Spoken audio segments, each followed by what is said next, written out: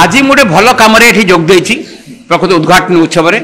प्रकृत में ब्लड बर्तमान बहुत संकट चली जानते जीवन बिंदु ओडिशा मो परिवार ये सब कार्यक्रम बर्तमान माने टिके विशेष भाव में संगठित हो पारनी बोली ब्लड बहुत संकट पड़ी समस्त ब्लड पाई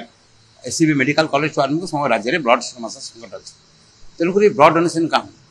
केसी बाबू बोली जड़े शेख बजार पूजा कमिटी सेक्रेटरी थे शांति कमिटी से वन ऑफ द सेक्रेटरी थे सोशल वर्क बहुत अवदान था बारवाटी स्टाडियम अंचल बड़ भूमिका था कटक शांति कमिटी आंदोलन भूमिका था वियोग आज पाखापाखि 11 ରୁ 12 वर्ष होगा स्मृति एठी भाई मैंने स्मृति कमिटी कर जो बसंत बाबू जी कॉर्पोरेटर अच्छा 14 नंबर वार्डर किशोर बाबू पूजा कमिटी सेक्रेटरी अच्छा परिवार युवक संघ